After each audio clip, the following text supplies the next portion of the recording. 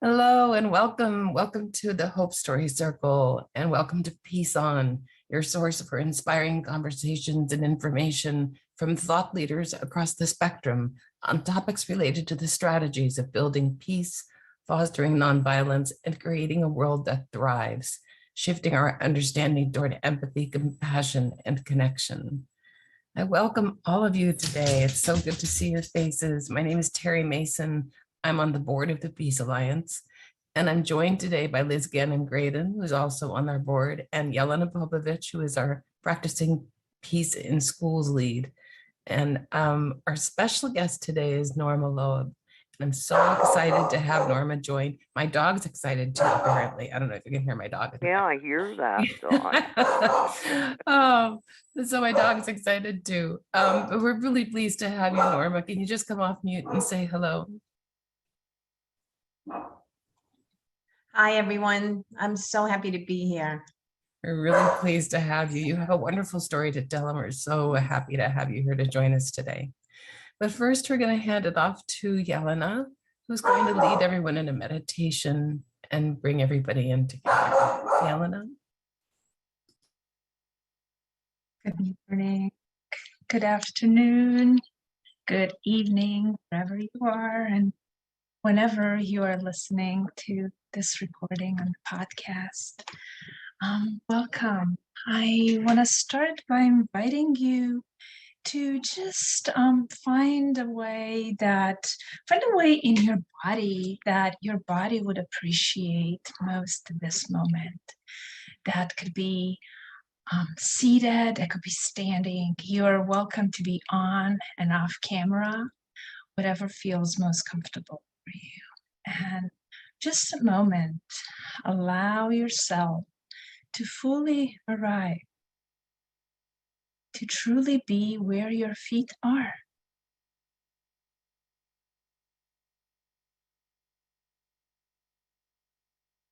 Finding a way to connect with the earth and with this moment.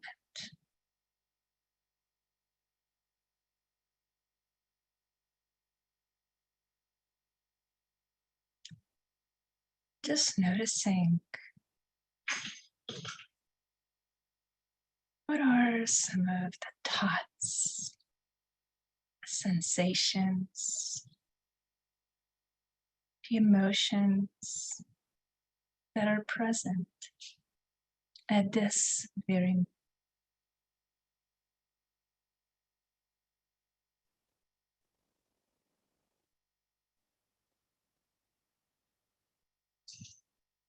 And whatever those are, see if you can invite a question. Can I be with this? Just a moment.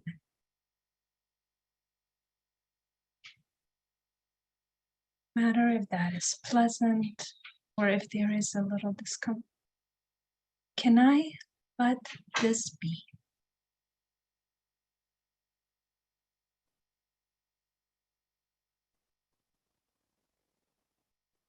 And this.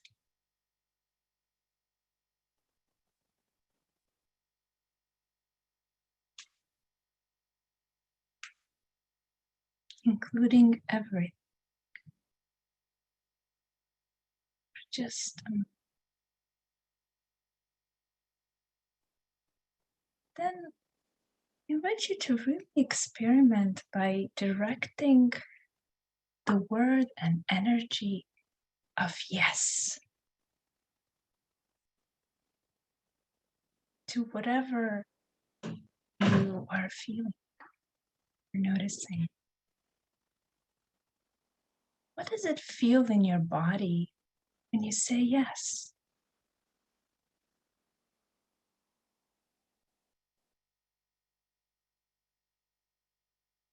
How does yes feel in your heart?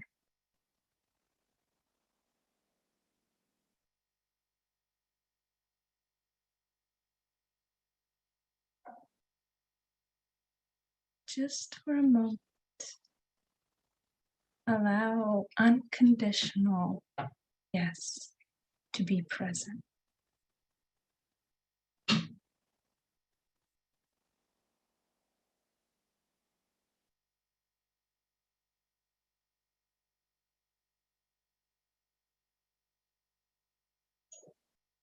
Yes, this too.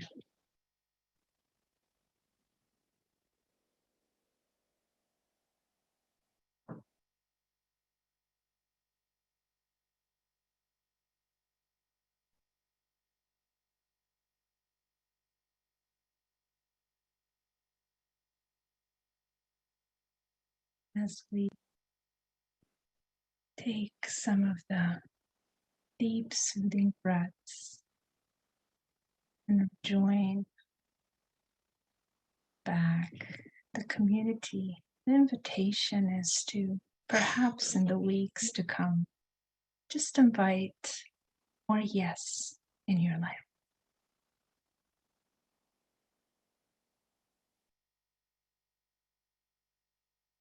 Time. Invite allow eyes to bring in light and join these beautiful faces, names today, and welcome Norma. So glad for you to be here.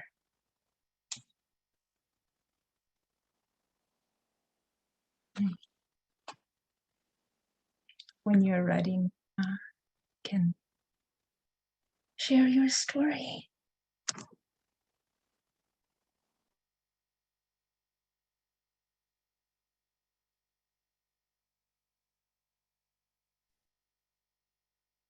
Thank you so much for having me here today. My story will start with the fact that my mom and I were very close as mother and daughter, and as very, very close friends. But for the point of this story is that when she was 75, she had trouble doing her checkbook, and my mother was amazing with numbers. So something was definitely not right. And her internist said, it's a normal part of aging. So I just want everyone to know it is not a normal part of aging if you don't know that. And I will leave out everything that happened for 3.5 years with misdiagnosis. But my mom was eventually diagnosed with a disease called Lewy body dementia, that's L-E-W-Y, which most people have never heard of, but it is not rare and is the disease that Robin Williams had, but he never knew he had it. It consists of problems with cognition and Parkinson's symptoms, hallucinations, depression, many other, unfortunately, many other symptoms. And so I knew nothing about it. And as soon as I heard about it, again, after 3.5 years of unbelievable stories in between going to major medical centers and being misdiagnosed with Alzheimer's and Parkinson's, which is very typical, I was researching and getting as much information on the disease and on caregiving. I knew nothing about any of it. I remember somebody saying to me once, why didn't you ask a social worker? And I said, who knew to ask a social worker? And where do you find a social worker?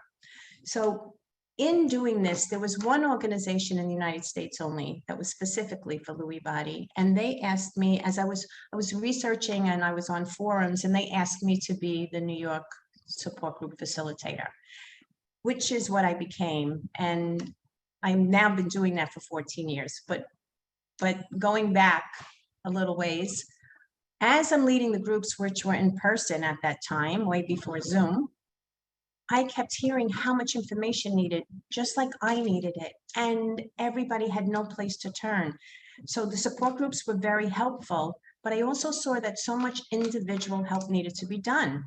And at the time I had met this wonderful man who became my mentor. His name is Ted Hartley, who was married to Dina Merrill, for any of you who know Dina, who was an actress and philanthropist and social aid. She passed away now from Lewy body dementia, but at the time she was alive. And he encouraged the people at the other organization to open a New York office and have me lead it. And I said, wow, that's not something I ever thought of. But from that moment and the encouragement, I suggested to them that I can work from home. They do not have to pay me. I want to bring as much support as I can to as many people as I can, because I know all the information that I had gathered for a year, but it wasn't part of their strategic plan. And they also thought I may look like a competitor and why would we start in New York? And I said, wow. I always feel that if somebody tells you no, it just means, well, you can't do it with them. And because I had experience working with my beautiful friend, Liz Gatton-Graydon, who is on here, and our organization, What Better Looks Like, I knew some of the details of starting a nonprofit organization, a 501c3. And so I went online, and long story short, I founded my own nonprofit organization called the Lewy Body Dementia Resource Center. It's not something I ever thought I would do, but I did. And I'm so happy to have done that for many reasons. We have the only live helpline now for Lewy body in the country. We have support groups. I have a website full of hundreds of pages of information, and we're doing much more. So that was a big decision at the time, and one that I'm really happy about. And it also came about because in between all of this, I had moved my mom into my home, and she was bedridden for the 7 years she was with me. It's also another level of care that I knew nothing about, but learned through the beautiful help of women who cared for her 24/7 in my home. Never did I think I would open my door to have strangers come. Never did I think I could do this in general. How can I have her living? But I have to say, as I was weighing it and had gone to a nursing home and felt the energy versus I just couldn't see my mom there. And I so wanted her to be with me. And it was a huge decision, but the best one I've ever made in my life, to have her with me and to learn empathy and learn compassion, which is what happened from that. And while she's living with me, and I lived with a boyfriend at the time, we owned the home together, and he was very gracious enough to have my mom live downstairs. But what happened was, after quite some time, frankly, we were not getting along. But I can't move out. My mom is living here, and of course I can't think of moving out. And then Hurricane Sandy was coming. I lived on Long Island, where we knew it would hit, and we lived on the water. And so I needed to get her out of that home, because the water was definitely going to come into our home, which it did. 2 feet of water did come after I took her out of the home. And excuse me, I always think of it as I couldn't move out because how can I move her? And she's bedridden and I can't leave. And what I did was, it was available, is call an ambulance and move for 5 weeks to another co-founder of What Better Looks Like, my beautiful friend Chris, and went to her home. All I did was call an ambulance, pack up some things, and go. And it was as if God said to me, you think you can't move out because your mother lives here and she's bedridden? Let me show you how simple that is.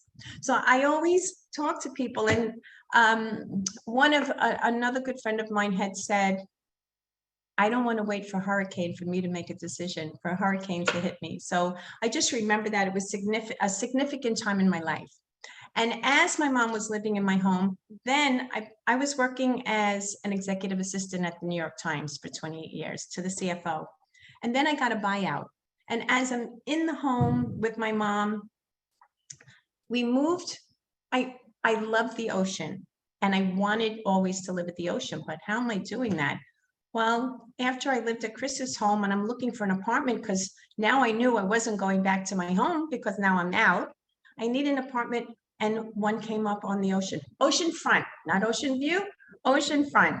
And here I was thinking, I need to work next, but now I got a buyout, and it enabled me to stay home with my mom in our home and spend that time and work on my organization and be there with her. And that was all of these happened synchronistically. I just really feel that the energy went with it, with the organization, and went with it with my mom. And what happened next is I knew after many years that it was hard for me. I was able to live my life as I was. And in fact, as part of What Better Looks Like, we went to Rwanda together, which was a big decision, but I had good help at home. And then after my mom passed away, is when I want to back up for a second. When I started my organization, it was right after my mom passed. And about a year later, a friend of mine asked if I wanted to go to a retreat in Mexico it was a women's retreat. And I said, okay. And I went to, it's a city called Sayulita, which is an hour outside of Puerto Vallarta. And we were there and we came to Puerto Vallarta just for a day for my friend's birthday. But I had brought enough clothing with me in case I wanted to stay longer for 2 weeks, which is something I had never had the opportunity to do before. And while we were here, I felt the energy so strongly, and I have many, many stories in between there, that I decided to stay. That was 6 years ago. And I went home and I came back for 2 weeks. And the next year, I came for a month, and stayed 2 months. And every year I increased that because the energy and the synchronicity was really powerful here. There's a vortex, and people who feel it really are drawn here. And then when I was here, a few years later, COVID hit. I didn't expect that. And so instead of staying 3 or 4 months, I was here for 8 months. And I was able to lead my support groups via Zoom. In fact, started another support group for people who have Lewy body, and which I've been doing, and not just for caregivers. So I just found that I could be in a place where I could be purposeful, and I'm loving it, and I could enjoy it. I met the most fascinating people, and I kept saying, oh my God, I'm meeting the most interesting people, and they're all so different. And another friend of mine said, well, the people you're meeting, it's because most people don't move to Mexico, so they must be interesting people. And I just have really found that, so that I'm able to,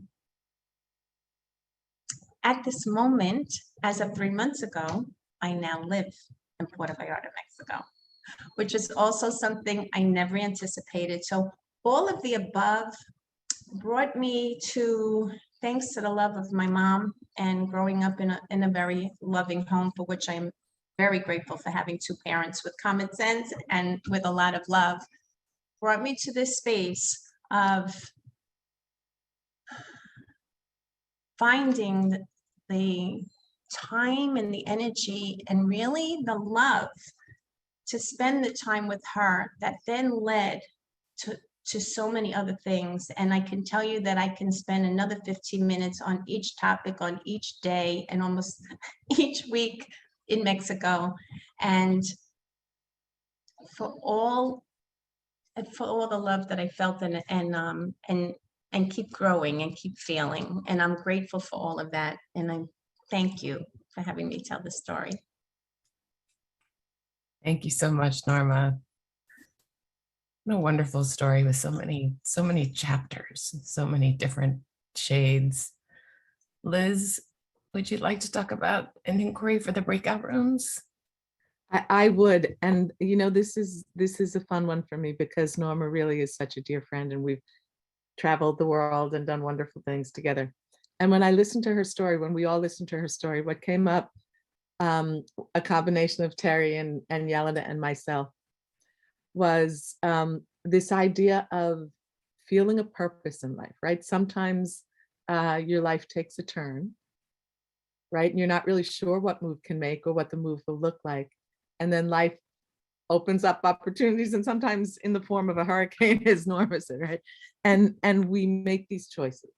And when I think of Norma, though, I think what has made Norma's life so magical and inspirational for me is that Terry always starts, right? And those of you who've been on calls before really read about what the purpose of Peace On is and why we meet. And she always mentions 3 words, right? Empathy, compassion, connection. And those are the 3 words I always think about with Norma, especially connection. And so for me, that idea was, it started with the love for her mom, right? Which led that thread to, of course, I'm going to care for her. And what Norma won't say for you, or say, but I'm going to say this one sentence, is the reason she started her organization and kept growing and growing and growing and growing is because she said she wanted for everyone what she wanted for her mom, right? This place of feeling connected, feeling you had a place to be as you're going through this process. So the inquiry that we decided to move into the room is have you ever been at a place where you either felt kind of stuck or not, you knew that you had this purpose, you knew you had this feeling, you wanted to move forward, but you weren't really sure how? And is there something that you're drawn passionately to, right? From your sense of love, empathy, and connection that you'd like to speak into the world, right? I always say that Norma kind of spoke things into the world and then they appeared. So in a few minutes, Terry's going to put you in groups. What we'd like to think about is, are you or have you experienced that place of feeling you want to make a move, you want to do something, but you're not sure your life circumstances will allow it?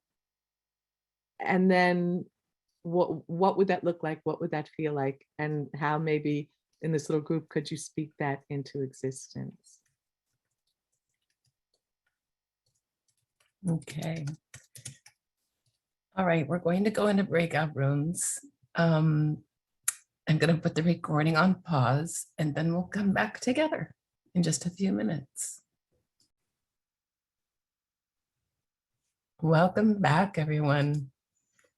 It's good to see all of you. I noticed that no one came back early. It leads me to believe you were having some really good conversations. So who would like to share? You can unmute yourself and share what you'd like to.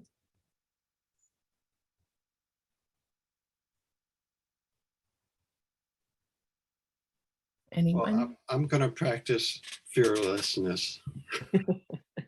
You go, David. No shame. I was in a group with two other people, and one of them was totally silent, and the other, we had a really good, satisfying interaction because she asked me some really good questions, and I was doing most of the talking and telling my story, and eventually coming to the point of feeling very hopeful rather than feeling stuck. Because I am feeling stuck, right? But I changed that to, no, I'm not feeling stuck. I'm just waiting. I'm just anticipating that something is going to show up soon that will give me the next opportunity to contribute to the culture of peace. So that's where I am. I'm very grateful. I had all that time to just talk. It was good therapy. Ah, well, I love the notion of anticipation. You know, that's a wonderful place to be, actually. Can be very creative. I love that too, hearing that you turned it around from feeling stuck to waiting. No, not even waiting and not even anticipation, but having that intention out there. Mhm. Yeah. Who else would like to share?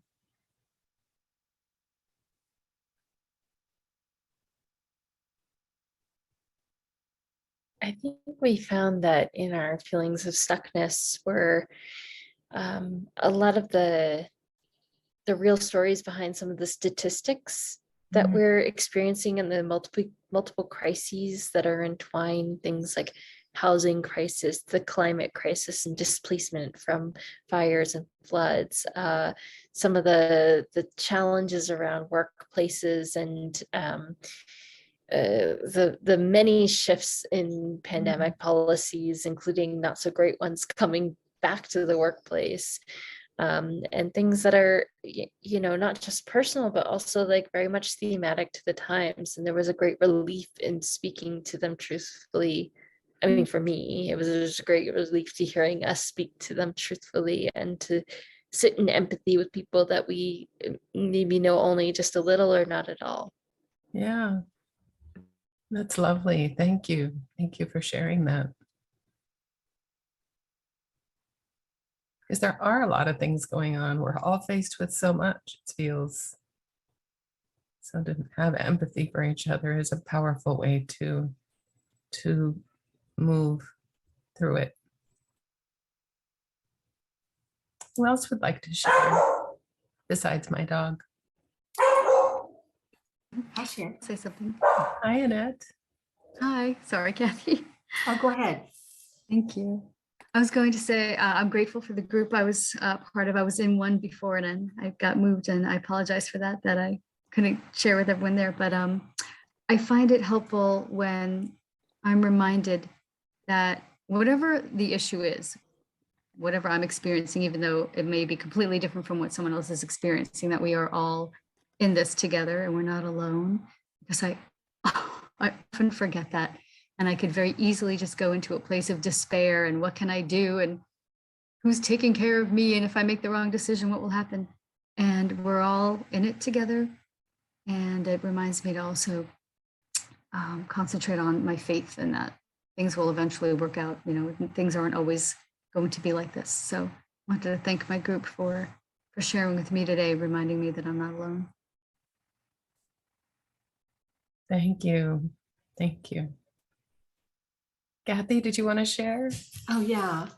I love this topic, first of all. And the breakout groups are always so enriching, and it's touching when people share their stories.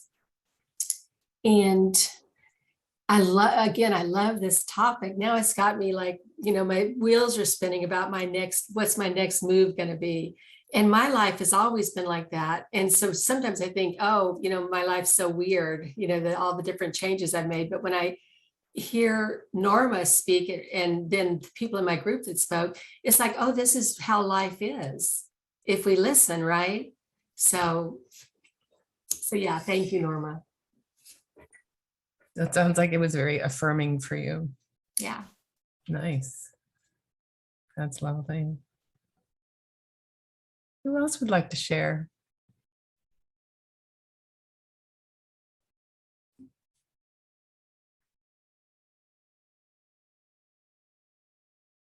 Yeah, time for one more.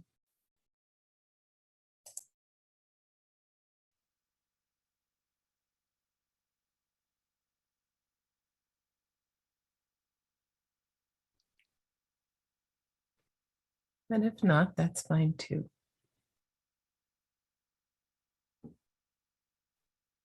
All right, then we'll move towards our close. I'm going to put some links in the chat, just some things about the Peace Alliance and the different things that we have going. The website for those on the podcast is peacealliance.org. And there you can find several things. There's a link to our Peace On podcasts, which we publish all of the Hope Story Circles and our national calls and several other things. We also have a page about the Hope Story Circles if you want to read about it and share it with others so that you could invite people to join us here. We have our Hope Story Circles currently on the second and fourth Saturday of every month. We'd love to have you join us. You can go to the website, again, at peacealliance.org for the calendar of events to get the link for the Zoom to join the call. There's also a link to our Blueprint for Peace. It's a major initiative. With one click, you can let all of your elected officials know, federal, state, local, that you support policies related to the strategies of building peace and fostering nonviolence. There's also a link to our Department of Peace building legislation, HR 1111, which is our keynote piece of legislation that we have been supporting for many years now. We are a small nonprofit. There's a link for donations. We accept donations of any kind, gratefully, especially our monthly donors that become our peace partners and give us sustainable income. So we'd really appreciate any consideration you might give to us there. And the calendar of events, peacealliance.org/calendar. So with that, I'll hand it off to Liz to bring us to a close today with gratitude to you, Norma, for joining us and prompting such wonderful, rich conversations. Thank you. Thank you. Thank you always, Terry and Yelena. And I just want to offer you the opportunity, Norma, if you wanted, before I move to the close, were there any final thoughts you wanted to share? You don't have to. And you'd have to unmute. I'm trying to remember what I said to Kathy just in the group, when I said to the group, not just to Kathy, that I said, oh, I forgot to say that part, and now I forgot what that was. Do you remember what it was? She, of course she does. No, I Okay, just lost it. I that's just all lost right. it, but thank you for the opportunity. Yeah, I wasn't sure where I was going to go with the closing. I always try to listen to what people say. But as I was hearing people talk, especially Kathy, right, about moving from that place of being stuck, I was recalling a conversation I was recently having with a group of friends. And one of the friends said they really wanted to make this jump, this leap, right, in their life, but they weren't sure if everything was going to be okay. And the rest of us jumped in very quickly to say, oh, you'll be fine. If you jump, right, the net appears, the wings grow, all of those things that we say. But I don't know why. What was coming up for me was I took a pause and I said, I just want us to think about the fact that that might not always feel true, right? If we make a jump, sometimes we jump and things don't work out the way we want to, and we don't feel safe. And that I'm acknowledging something that Annette just said. But I remember early on, right, how important community is, right? The beloved community. And I remember for years, I live in a 2-family house with my sister, and we had this spare room. And for years, I used to say to people when they were afraid of making a move, I said, what's stopping you? I said, what's your greatest fear? And they said, well, that I would end up homeless, right? If I leave this, and I might up homeless. And I said, okay, I have a spare bedroom, so you're not going to end up homeless, right? If the worst happened, there'd be a place for you to say. And I remember my husband saying, what if they all say come at the same time? She would say that to so many people. What if they all come at the same time? And I said, well, we've got to pull out couch and we have all this. And so what I wanted us to think about as we're moving through this, right, is I love what you said, Norma, about not waiting for the hurricane. But if we feel that there's this need for us to move, to jump, and even if we're afraid, right, we can maybe look to the community, right, and reach out to people and say, I want to make this move, but my fear is this.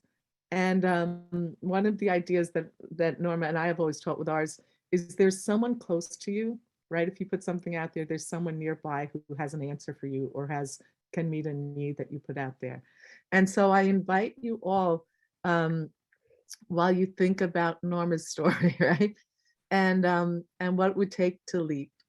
And it's all going to be something different. For Norma, as I always said, she always takes the time to get heart-centered and then reach out and see what opens. And so I invite you to all in the next couple of weeks as we move on, and if you're back here in 2 weeks, but if you take this with you as you go, to think about, how do I connect with my heart? What's my truth? What's the move I would love to make? And what kind of support might I need from my community? And just one last thought, this is just coming to me. When Norma and I started What Better Looks Like, one of the things we put in is that we need infrastructures to support the beloved community, right? And Norma and I would sometimes go back and forth about that because infrastructures can seem like an off-putting word. And I started to think recently of people have been going through the pandemic, that things like Zoom, but also things like GoFundMe, things like Venmo, things like that, right? All of a sudden we can go, oh, this thing happened in my life and I'm not in an okay place. And is there any way you could support me or my friend or this? We're slowly creating those infrastructures for peace. And I see Bonnie's hand, right? So I'm going to finish up. So I want us to invite us to reach out and think there are infrastructures out there. If we want to make the jump, the wings may grow right away, but we might not see them. But at the very least, there's going to be a beloved community out there somewhere where we can turn. So I'm going to turn it off. I see Bonnie wanted to say something, and I know we always end coming off mute and talking to another. So I'm going to invite, if you want to wrap up, Terry, and then if we want to. No, Bonnie, did you have something you wanted to share? If you don't mind, because Liz brought up a beautiful thing that she said that I just want to emphasize.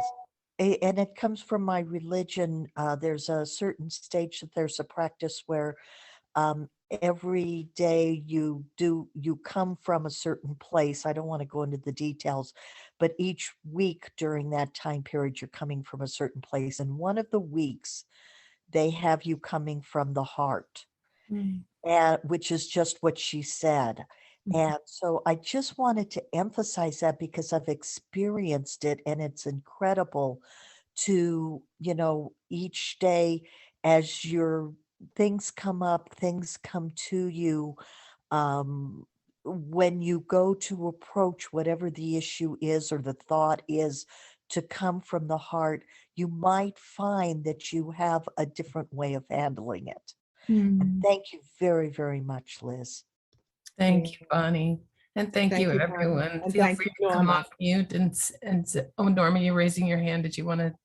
Yeah, I'll just say, I just remembered the one thing I wanted to say is when I felt I needed to leave, from New York to come to Mexico, I knew it was time to go.